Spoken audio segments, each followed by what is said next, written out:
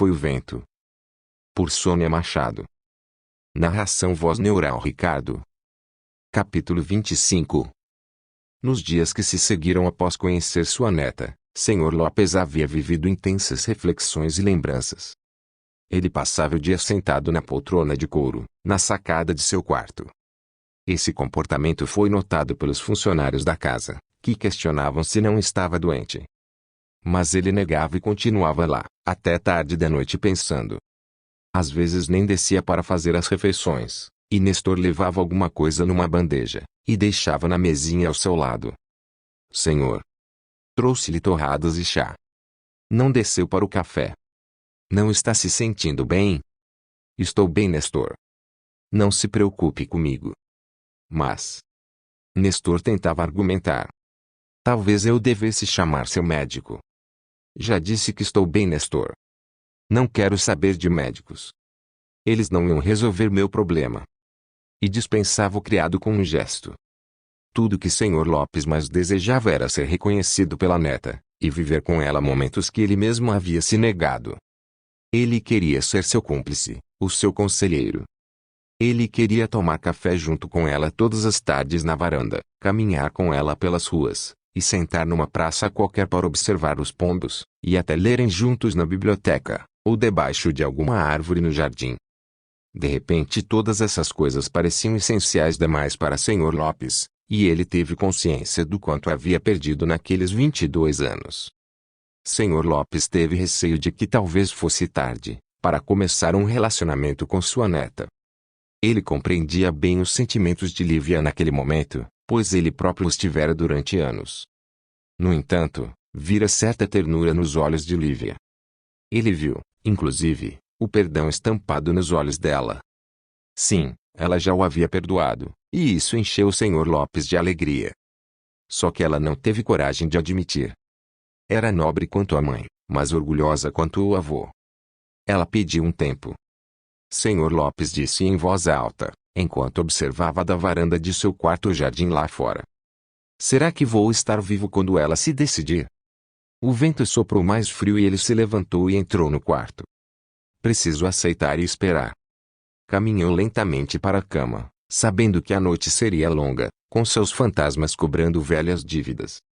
Em sua espera pelo tempo de Lívia, os dias se tornaram muito longos, assim como a sensação de urgência, pois seu estado de saúde foi se agravando. Através de exames, Sr. Lopes havia descoberto a evolução de um quadro de fibrilação atrial, que é a forma mais comum de arritmia cardíaca. Seus batimentos cardíacos tornavam-se cada vez mais irregulares e desordenados, diminuindo o desempenho do coração, e fazendo com que ele tivesse sintomas como palpitação, fadiga, falta de ar, mal-estar geral, tontura, ansiedade e até dor torácica. Com o aumento dos sintomas, aumentou também a intuição de Sr. Lopes com relação ao seu tempo de vida. Ele pressentia que o seu fim estava próximo, e por isso, naquela manhã, chamou em sua casa o Dr. Fonseca, seu advogado. Quando o advogado chegou, Sr. Lopes o esperava em um pequeno escritório ao lado de seu quarto. Vim assim que pude, Sr. Lopes, e foi logo desabando o corpo com sobrepeso na cadeira. Estranhei ter me chamado aqui, pois sempre tratamos de assuntos diversos na imobiliária, disse colocando a maleta em cima da mesa, e observando o Sr. Lopes sentado do outro lado. Ele bem abatido e bem mais magro do que a última vez que se viram. Na verdade não estou muito bem, Dr. Fonseca. Confessou. As crises de arritmia têm aumentado, e por isso tenho um assunto urgente para tratar com o senhor. O advogado levantou uma sobrancelha, tentando adivinhar que assunto seria, já adivinhando, contudo. Era comum velhos bilionários fazerem testamentos em seus últimos dias de vida. Por isso pigarreou, ajeitou o corpo roliço na cadeira, afrouxou o nó da gravata e esperou. Tem uma neta? Sr. Lopes foi logo dizendo para espanto do advogado, que novamente se ajeitou na cadeira, é filha de Miguel. Eu não sabia até poucos dias atrás. De repente o Sr. Lopes se deu conta de ter falado o nome do filho, algo que não fazia há mais de 20 anos. E se deu conta também que não era tão difícil assim fazer isso. Mas... O senhor tem certeza? O advogado questionou, lembrando-se de como as pessoas podem ser aproveitadoras. Quer que eu providencie um DNA então? Não. Senhor Lopes o cortou. Não se trata disso, e nem será preciso, pois tenho provas mais que suficientes. Tem? Mas... O advogado estava perplexo. Tem certeza, Senhor Lopes? Veja bem. Tenho certeza, Senhor Lopes garantiu. Existem provas mais eficazes que um simples exame de DNA. E além disso, meu caro. Ele falou com o olhar num ponto qualquer do escritório. O passado, quando vem à tona, vem trazendo todas as informações genéticas de um indivíduo, para não restar dúvidas. E finalmente, olhando para o advogado, acrescentou: o passado pode sim ser o portador da mensagem genética. Não sabia que o senhor entendia dessas coisas de genética. O advogado assumiu um ar de riso. E precisa entender quando se tem olhos para ver. Senhor Lopes pareceu contrariado, com o ar cínico do advogado. Minha neta é a cópia de minha esposa. Verdade? Mas mesmo assim, quando se trata de leis, um DNA é a prova mais concreta dessa mensagem genética. O advogado insistia. Sem DNA, Dr. Fonseca. Senhor Lopes o cortou, até porque meu tempo é curto, e minha neta jamais se submeteria a esse exame. Mas por que ela não faria esse exame?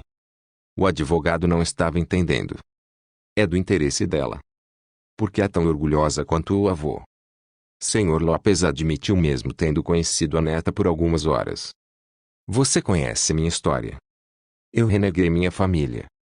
A mágoa dela com relação a mim só o tempo vai resolver, e eu desconfio que não tenho esse tempo, entende? Dr. Fonseca finalmente compreendeu, pois conhecia um pouco da história do Sr. Lopes. Especialmente seu conflito com o filho Miguel. Afinal, ele mesmo havia feito o documento de deserdação, na qual o Sr. Lopes havia considerado Miguel como desprovido de moral para receber a herança. E então, Sr. Lopes? O que quer que eu faça? Um testamento. Sr. Lopes foi direto. Um testamento. Dr. Fonseca pareceu confirmar para si mesmo, e foi logo abrindo sua enorme pasta preta de couro compact, e tirando de lá de dentro um laptop. E quem seria o beneficiário do testamento? O advogado perguntou enquanto abria o laptop e clicava em algumas teclas. Por um momento ele tivera a impressão de que o Sr. Lopes queria se livrar da neta, supostamente uma aproveitadora. Quem é o beneficiário? Sr. Lopes pareceu impaciente. Ora, Dr. Fonseca, o senhor não entendeu? Claro que é minha neta. Sua neta. O advogado pigarreou. Pensei que queria deixar ela de fora como fez com seu filho Miguel. Ele gaguejou, percebendo que fora longe demais. As palavras do advogado atingiram o Sr. Lopes que, por instantes, fixou nele seu olhar, mas ficou calado. Dr. Fonseca, porém, continuou, achei que pensasse que ela fosse uma caça-fortuna. Despejou por fim. Advogados são excessivamente diretos e são movidos pela razão, nunca pelos sentimentos. E o termo caça-fortuna, usado por ele para se referir a Lívia, feriu o Sr. Lopes. Caça-fortuna. Minha neta. Sr. Lopes pareceu extremamente irritado com o advogado, pois chegou a esmurrar a mesa. Garanto-lhe que ela não aceitará um único centavo meu. Ele respondeu baseado no primeiro e único encontro dele e Lívia. É tão orgulhosa quanto o avô. O advogado apenas repetiu o que o próprio Sr. Lopes havia admitido, alguns minutos antes. E temendo outro murro na mesa, protegeu seu laptop com as mãos. Nesse caso seria perda de tempo, fazer um testamento beneficiando sua neta, já que ela não irá mesmo aceitar.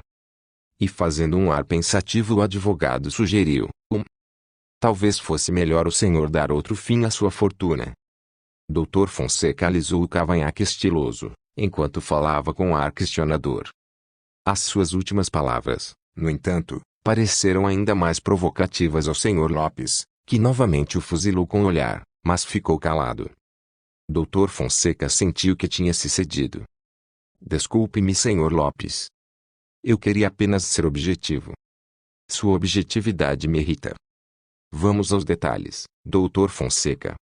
Disse o Sr. Lopes apontados para o laptop aberto em cima da mesa. E assim passaram aquela manhã tratando do testamento, e quando despediu o advogado, Sr. Lopes disse apenas: apresse com a parte burocrática. Não tenho muito tempo.